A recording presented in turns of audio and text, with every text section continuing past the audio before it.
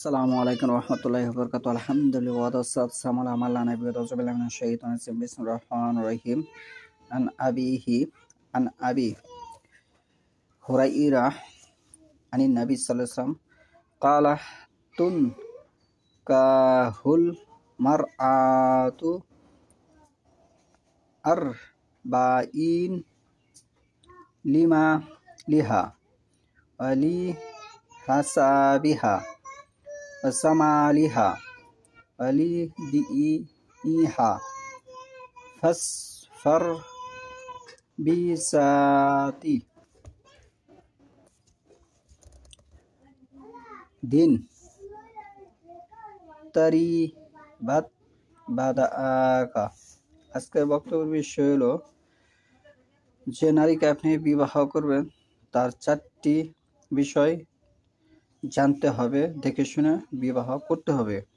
হাদিসটি তারাত সহিহ বুখারীর ৫ম খণ্ড হাদিস নম্বর হচ্ছে 5090। আবু হুরায়রা রাদিয়াল্লাহু হতে বর্ণিত, নবী সাল্লাল্লাহু আলাইহি ওয়াসাল্লাম বলেন, 4টি বিষয়ের প্রতি লক্ষ্য রেখে মেয়েদেরকে বিয়ে করা হয়।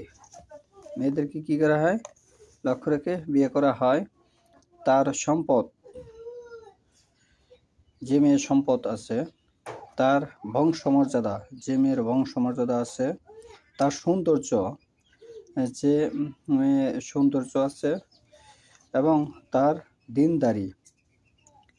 সুতরাং তুমি দিনদারিকেই প্রাধান্য দিবে, নয়তোবা তুমি ক্ষতিগ্রস্ত হবে।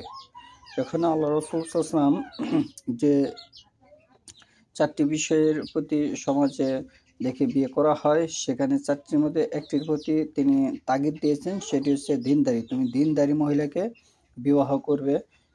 হয় সে কালো হোক, তাতে সমস্যা নাই, হয় সে গরিব হোক, তাতেও সমস্যা নেই, এবং মুশরিক কোনো নারীকে তুমি বিবাহ করতে পারো না। সূরা বাকারা 222 নম্বর আয়াত। আপনি পড়ে দেখুন, মুশরিক নারী যদি আপনি বিবাহ করেন তাহলে আপনি ধ্বংস হয়ে যাবেন, আপনার পরিবার, আপনার সন্তান আদি সকলেই ধ্বংস হয়ে যাবে।